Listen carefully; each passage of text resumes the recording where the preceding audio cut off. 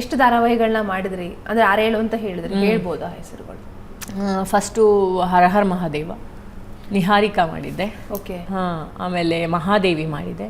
ಆಮೇಲೆ ಯುಗಳ ಗೀತೆ, ರಂಗನಾಯಕಿ, ಆಕಾಶದೀಪ ಹೋಗ್ತಿದೆ, ನಾಗಿಣಿ ಫಸ್ಟಲ್ಲಿ ಮಾಡಿದ್ದೆ ನಾನು. ದೀಪಿಕಾ ದಾಸ್ ಅವರು ಇದರಲ್ಲಿ ಮಾಡಿದ್ದೆ ನಾನು. ಆಮೇಲೆ ರಾಜಿ, ಲಕ್ಷ್ಮೀ ಬಾರಮ್ಮ, ಮತ್ತೊಂದು ಯಾವುದೋ ಮರ್ತೋಗ್ತದೆ. ಸಿನಿಮಾಗಳಿಂದ ಅವಕಾಶಗಳು ಬರ್ತಿದ್ಯಾ ಅಥವಾ ಮಾಡಿದ್ದೀರಾ ಅಂತ? ಅಂದರೆ ಪೆಟ್ರೋಮ್ಯಾಕ್ಸ್ ಮಾಡಿದ್ದೀನಿ. ರೀಸೆಂಟಾಗಿ ಒಂದು ಮಾಡಿದೆ ನಾನು, ಕಂಗ್ರ್ಯಾಚುಲೇಷನ್ಸ್ ಬ್ರದರ್ ಅಂತ ಹೇಳಿ ಒಂದು, ಅದಿನ್ನೂ ಇದಾಗಿಲ್ಲ. ಮತ್ತು ಲೀಸಾ ಅಂತ ಹೇಳಿ ಮೂವಿನಲ್ಲಿ ಮಾಡಿದ್ದೆ. ಅಂದರೆ ಬರ್ತಿದೆ ಅಂತ ನಾನೇನು ಹೇಳಲ್ಲ, ನನಗೆ ಅಷ್ಟು ಕಾಂಟ್ಯಾಕ್ಟ್ಸ್ ಇಲ್ಲ, ಕನೆಕ್ಷನ್ಸ್ ಇಲ್ಲ. ಸೊ ಆಮೇಲೆ ನಾನೊಂದು ಗೂಡಲ್ಲಿ ಬದುಕೋದು. ಸೊ ನನ್ನ ಹೆಸರು ಕೂಡ ಹಂಗೆ ಇರಲಿ ಅಂತ ನಾನು ಇರ್ತೀನಿ ಅಷ್ಟೇ. ಯಾಕೆ ಹೆಸರು ಕೂಡ ಹಾಗೆ ಇರಬೇಕು, ಗೂಡಲ್ಲೇ ಇರಬೇಕು ಅಂತ ಹೇಳ್ತೀನಿ? ಕಲಾವಿದ್ರು ಯಾವಾಗಲೂ ನಮ್ಮನ್ನು ನೋಡಿದಾಗ ಜನ ಗುರುತಿಸ್ಬೇಕು, ಮಾತಾಡಿಸ್ಬೇಕು, ಚಪ್ಪಾಳೆ ತಟ್ಟಬೇಕು, ಅದೇ ನಮಗೆ ದೊಡ್ಡದು ಅಂತ ಹೇಳ್ತಾರೆ. ನನಗೆ ಈ ಕೆಲಸ ತುಂಬ ಇಷ್ಟ. ನನಗೆ ಕಲಾವಿದೆ ಅಂತ ಕರೆಯೋದು ಅದು ಅದೇನೆ, ನೋಡಿದವರು ಕಲಾವಿದೆ ಅಂತ ಹೇಳ್ತಾರೆ. ನನಗೆ ಆ್ಯಕ್ಟಿಂಗ್ ಅಥವಾ ಒಂದು ಈ ಭಾವನೆಗಳನ್ನ ಹೊರಗೆ ಅದು ತುಂಬ ಇಷ್ಟ. ನನಗೆ ಈ ಕೆಲಸ ನನಗೆ ನೆಮ್ಮದಿ ಕೊಟ್ಟಿರೋದು, ತೃಪ್ತಿ ಕೊಟ್ಟಿರೋದು. ನನಗೆ ಅದರಿಂದ ಏನು ಸಿಗುತ್ತೆ ಗೊತ್ತಿಲ್ಲ. ನನಗೆ ಅದ್ರ ಬಗ್ಗೆ ಅಷ್ಟು ಯೋಚನೆ ಮಾಡಿಲ್ಲ ನಾನು. ಅವಕಾಶ ಸಿಕ್ಕಿದಾಗ ಮಾಡ್ತೀನಿ ಅನ್ನೋದು ನನ್ನ ಭಾವನೆ. ಅದನ್ನೇ ಹುಡ್ಕೊಂಡೋಗಿ ಅದ್ರ ಬಗ್ಗೆ ಹಂಬಲ ಅಂತ ಇಲ್ಲ. ನನಗೆ ಹಂಬಲ ಇರೋದು ಕೆಲಸ ಮಾಡಬೇಕು ಅನ್ನೋದ್ರ ಬಗ್ಗೆ. ಈ ಕೆಲಸ ಮಾಡಬೇಕು ಅನ್ನೋ ಹಂಬಲ ಇದೆ, ಅದು ಬೇಕು ಅನ್ನೋ ಹಂಬಲ ತುಂಬ ಇದೆ. ಟಿ ವಿ ಇಂಡಸ್ಟ್ರಿಲಿ ಇದ್ದೀರಾ, ಇಷ್ಟೆಲ್ಲ ಧಾರಾವಾಹಿಗಳನ್ನ ಮಾಡಿದ್ದೀರಾ. ಜನರು ಟಿ ವಿ ಇಂಡಸ್ಟ್ರಿ ಬಗ್ಗೆ ಯಾವ ವಿಚಾರದಲ್ಲಿ ತಪ್ಪು ತಿಳ್ಕೊಂಡಿದ್ದಾರೆ ಅಂತ ಅನ್ಸುತ್ತೆ ನಿಮಗೆ?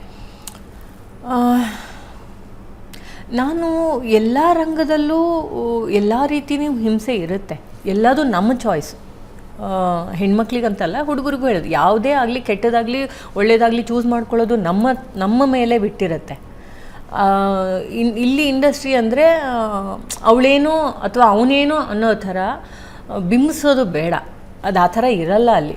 ಎಷ್ಟೋ ಅವ್ರ ಪರ್ಸ್ನಲ್ ಲೈಫಲ್ಲಿ ಎಷ್ಟೋ ಚೆಂದ ಇರ್ತಾರೆ, ಎಷ್ಟೋ ನಾರ್ಮಲ್ ಇರುತ್ತೆ, ಅದನ್ನು ಅರ್ಥ ಮಾಡ್ಕೊಳ್ಳಲ್ಲ. ಅವ್ರ ಪ್ರಕಾರ ಏನೋ ಈಗ ನಾವೇನೋ ಒಂದು ಫೋಟೋ ಹಾಕಿದ ತಕ್ಷಣ ಅವ್ರ ಪ್ರಕಾರ ನಾನು ಕೇಳಿದ್ದೆ, ಅದೇ ನೀವು ಬಟ್ಟೆ ಹಾಕ್ತೀರಾ ಈ ಥರದ್ದು ಅಂದರೆ ಏನೋ ಅಟ್ರಾಕ್ಷನ್ ಮಾಡೋ ಥರ ಇಲ್ಲ, ಆ ಥರದ್ದಲ್ಲ. ನಾವು ಆ ಪಾತ್ರಕ್ಕೆ ತಕ್ಕನಾಗಿ ಹಾಕಲಿಕ್ಕೆ ಇಷ್ಟಪಡ್ತೀವಿ, ಅಥವಾ ಆ ಪಾತ್ರ ಹೌದು ಅದು ನಮ್ಮ ಚಾಯ್ಸ್ ಆಗಿರುತ್ತೆ ಕೆಲವೊಂದು ಸತಿ ಚೆಂದ ಹಾಕಬೇಕು ಅನ್ನೋ, ಯಾಕೆಂದರೆ ಆ ಪಾತ್ರ ಅಷ್ಟು ಗ್ರ್ಯಾಂಡಾಗಿ ಬರಲಿ, ಚೆಂದ ಕಾಣಲಿ ಅನ್ನೋ ಇದಕ್ಕೆ ನಾವು ಚೆಂದ ಮಾಡಿ ರೆಡಿಯಾಗಿ ಮಾಡ್ತೀವಿ. ಅದರ ಅರ್ಥ ಅಲ್ಲ ನಾವು ಅದನ್ನು ಕೆಟ್ಟದಾಗಿ ಮಾಡಬೇಕು ಅಂತೆಲ್ಲ. ಎಲ್ಲ ಇಂಡಸ್ಟ್ರಿನ ಎಲ್ಲ ಕ್ಷೇತ್ರದಲ್ಲೂ ಇದ್ದೇ ಇರುತ್ತೆ ಕೆಲವೊಂದು ಗುಡ್ ಅಥವಾ ಬ್ಯಾಡ್ ಅನ್ನೋದು.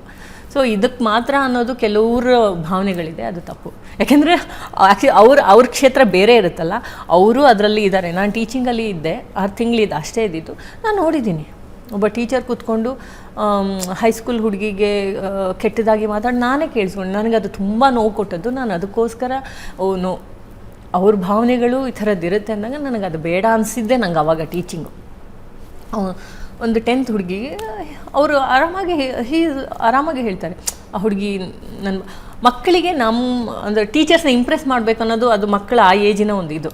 ಅದನ್ನು ನಾವು ದೊಡ್ಡವರಾಗಿ ನಾವು ಅರ್ಥ ಮಾಡ್ಕೋಬೇಕು ಅನ್ನೋದು ಟೀಚರ್ಸಲ್ಲಿ ಇರಬೇಕು ಅನ್ನೋದು. ಹಾಗಂತ ಎಲ್ಲರೂ ಕೆಟ್ಟವರು ಅಂತಲ್ಲ, ನಾನು ನೋಡಿರೋ ಟೀಚರ್ಸ್ ತುಂಬ ಇದ್ದಾರೆ. ನಮ್ಮ ಟೀಚರ್ಸ್ ಎಲ್ಲ ತುಂಬ ಒಳ್ಳೆಯವರು. ಆ ಏಜಲ್ಲಿ ಎಲ್ಲ ಮಕ್ಕಳಿಗೂ ಯಾವ ತಪ್ಪು ಸರಿ ಗೊತ್ತಿರಲ್ಲ. ಅದನ್ನು ಅರ್ಥ ಮಾಡಿಸೋದು, ಅಥವಾ ಆ ಏಜಿನಲ್ಲಿ ಅವ್ರಿಗೆ ಅದೇನೋ ಒಂದು ಹೊಸ ರೀತಿಯ ಒಂದು ಖುಷಿ ಕೊಡುತ್ತೆ, ಯಾರನ್ನೋ ಒಂದು ಒಳ್ಳೆ ರೀತಿ ತೋರಿಸ್ಕೊಳ್ಳೋದು, ನನ್ನನ್ನು ಮಾಡೋದು ಖುಷಿ ಕೊಡುತ್ತೆ. ಅದನ್ನು ನಾವು ತಗೊಳ್ಳೋದು ಅಥವಾ ಅವ್ರಿಗೆ ಅರ್ಥ ಮಾಡಿಸೋದು ನಮ್ಮ ಹಕ್ಕು, ಅಂದರೆ ಒಂದು ಕರ್ತವ್ಯ ಆಗಿರುತ್ತೆ. ನಂಗೆ ಅವಾಗಲೇ ಹಿಂಸೆ ಅನಿಸ್ಬಿಡ್ತು ಇಲ್ಲ ಅಂತ ಹೇಳಿ.